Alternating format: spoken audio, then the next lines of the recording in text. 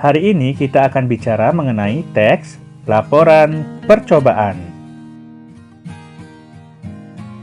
Tahukah kalian apa itu teks laporan percobaan?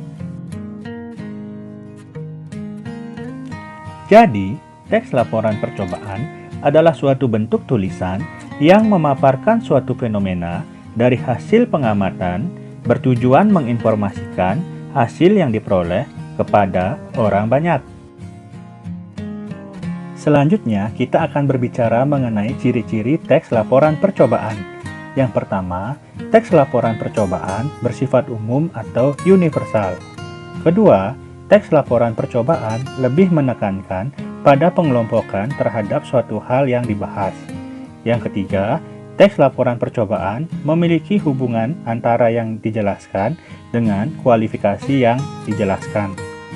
Misalnya, objek yang diamati adalah planet Venus, maka dapat diklasifikasikan misalnya pengertian planet Venus, ukuran planet Venus, ciri-ciri planet Venus, dan sebagainya.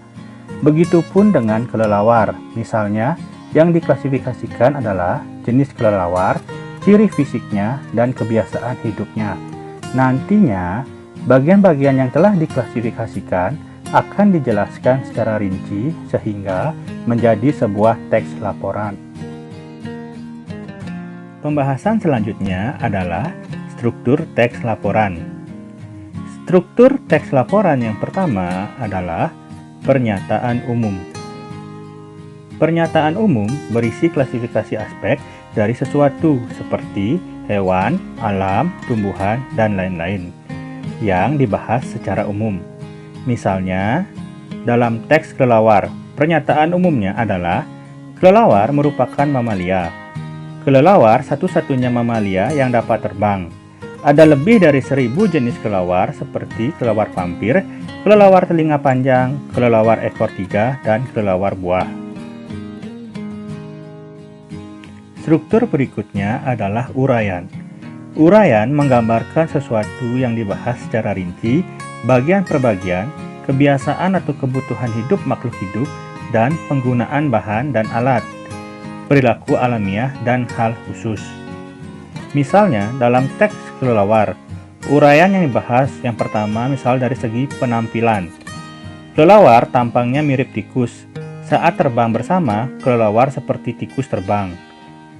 Lalu, dibahas mengenai kebiasaan makan. Beberapa kelelawar makan darah, buah, ikan, dan kaktus. Lalu, dari kapasitas. Kelelawar dapat mendengar dari jarak 1 km. Mereka jenis nokturnal. Kelelawar melihat dengan pupil mereka. Oleh sebab itu, mereka membuka matanya lebar-lebar untuk melihat. Dilihat dari perkembangbiakan. Misalnya, kelelawar memiliki bayi. Kelelawar menyusui anaknya. Selama setahun, kelelawar memiliki 3 bayi.